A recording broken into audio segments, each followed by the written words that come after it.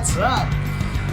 Tiki torches are a fun way to put a little flair, if you will, on your decorating. And today I'm going to try and give you a few ideas to put a little spooky twist on your torches. Let's do it.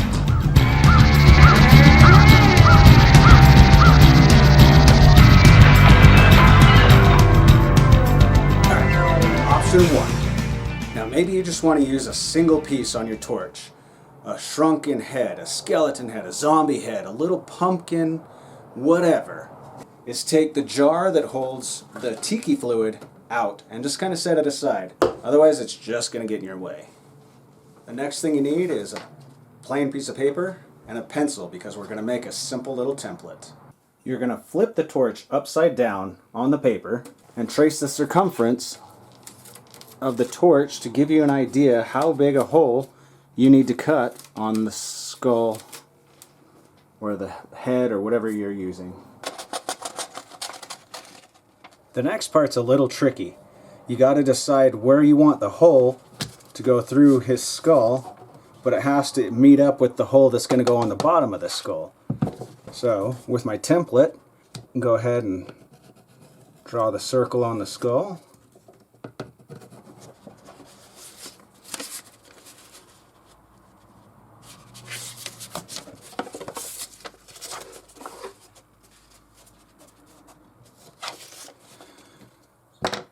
Since the bottom of the skull is so tight, I'm actually going to cut the bottom first, and then I'm going to kind of line it up with the top to see how far off my top circle might be, because I can always adjust this further forward or over. I have a lot more room on top of the skull to move around, so we're going to do the bottom first.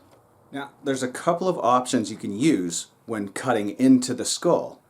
You can use one of these little drill bits here, also known when you're drilling into the skull as the brain scrambler. You can use a soldering iron. I love to use the hot tip, the hot knife tip, to cut into some of these plastic projects and stuff. These work really well, but you have to be a little patient with them as it's a little bit slower. Or you can use what I'm using, which is the Dremel, which shall be known from here out as the bone saw. So this is what I'm going to use to cut into the skull.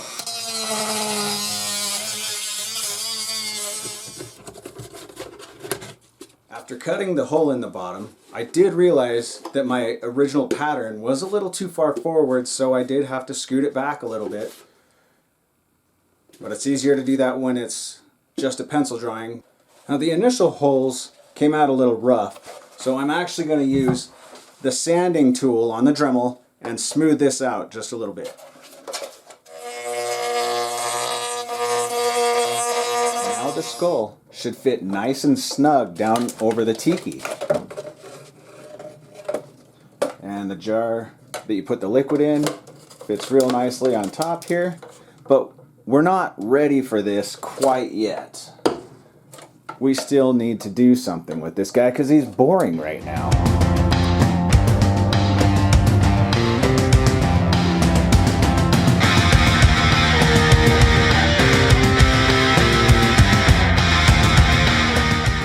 I put together an entire video on skull corpsing, which I'll attach to the end of this video.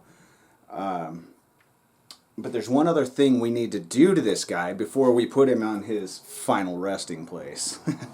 So I bought this high heat, it's a ceramic coating that it goes on, it's a clear coat, you see down here? I got this on Amazon. We're going to cover him with this, and it is a flame fire retardant.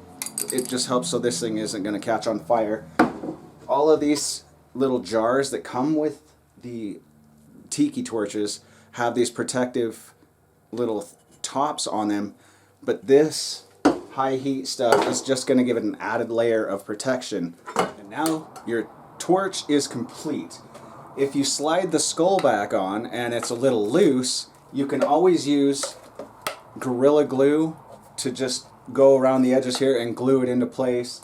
Cover it up with some twine to make it look a little, you know, more like it was, I don't know, from some tribe or something that put him up on there. But this guy, he's pretty tight. He's not coming off. So Last thing to do is to take the bottle and put it back in. And that's option 1. Option 2. Now let's say you go to Walmart or the dollar store and they don't have these giant skulls this year because they're being too cheap even for themselves.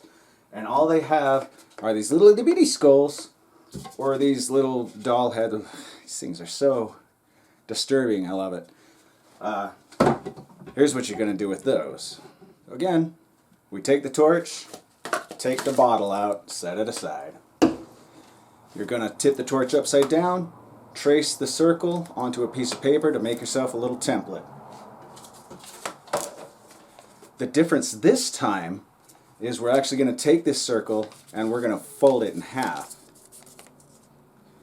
And then you're going to take one of your little teeny skulls or baby doll heads or whatever you end up using, and we are going to trace it with the circle, the half circle side going towards the front of the skull like this.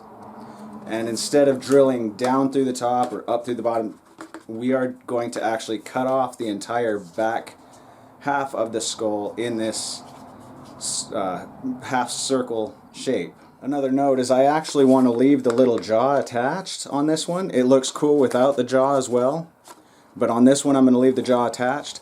So there's usually a little line right behind the top of the skull here, and that should give you enough room to keep the jaw and everything. So this half circle I'm going to put well behind that line. The idea with these little skulls is that we're going to take them and actually place them on the sides around the torch. We're going to cut this whole back chunk of his head off. Depending on what angle you want your skulls, you're going to have to start kind of working it onto the torch. So with just the plain circle, he sits looking up into the air, which is really cool. But say you want him looking down or even straight, then you're going to have to cut down under here a little bit more to start angling him in here. So you just need to kind of work on that, on cutting this, getting it to fit onto that torch at the angle that you want his face. After a few more slight, small little cuts, this guy will now fit straight on, so he's at a straight angle, not tilted up like he was before. If I kept going, he would go down, but I want these to be at a straight angle, so this guy is ready to rock and roll. Once again, before we actually attach these guys to the tiki torch, we're going to make them look a little cooler. This time I think I'm going to make them look burned, like they've been through a fire and they're charcoaly. I'll show you what I'm talking about. So I'm going to use the skin melter, or as normal people know it as, a soldering iron. And I'm actually going to carve out, not all the way through the skull, but we're just going to start melting little pathways all over this thing. Do not poke your fingers with it. It is hot. Like I said before, when using the soldering iron and any of the hot tips, just take your time. It's a little slow, but it really starts to melt the plastic away. Now I've got a bunch of little canyons and cracks and crevices carved all over this little skull. Next, we spray paint the whole thing black.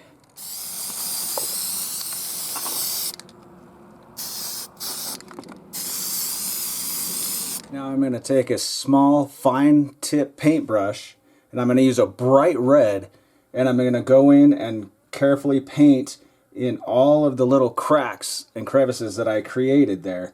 It just gives it a little dimension.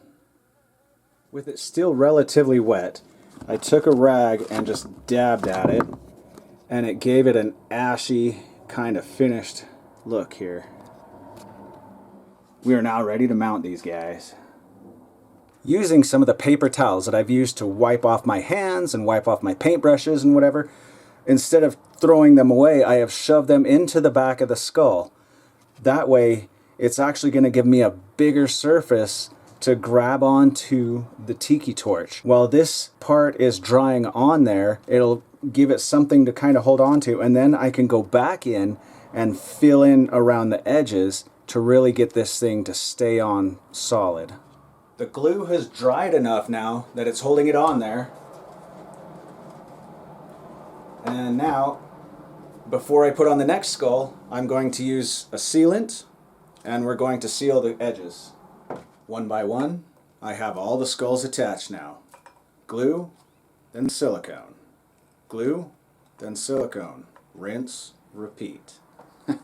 Now the silicone's going to take about 24 hours to fully set up, but within an hour, it's dry to the touch.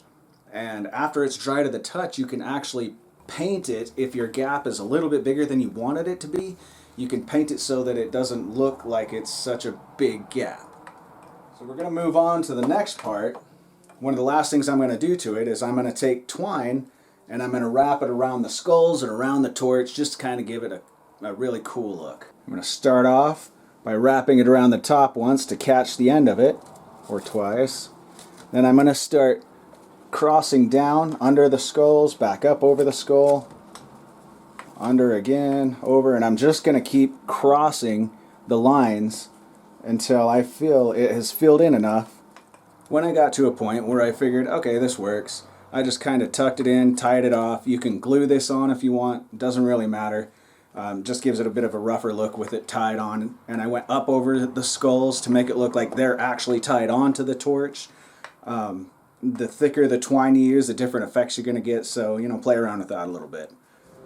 Now I'm going to take a little bit of black spray paint and just lightly spritz some areas to kind of age the rope, or give it that aged look. Like it's been out, it's getting dirty. Then of course I'm going to put one final coat of this ceramic high heat protection. Again, don't be shy with this stuff. Getting it on all the ropes, and I'm getting it on the skulls again. Even the torch itself, it ain't going to hurt anything. Now just to kind of show you, everybody knows what happens with plastic and heat, right? That's how we make the skin. It shrinks, it burns, whatever. But after you put that ceramic coating on, this stuff really helps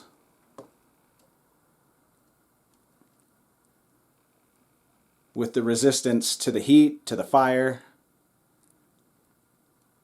It's not melting anymore. It's not doing anything. And that's what we want. So tell me down below, what did you put on your torches? Or send me some pictures to crazyspooks1@gmail.com. I'd love to see them. Did you add feathers? Did you put a black rose in their mouth? What'd you do? Be sure to check out some of my other videos for some fun, spooky builds. Until then, keep it spooky, my crazy friends.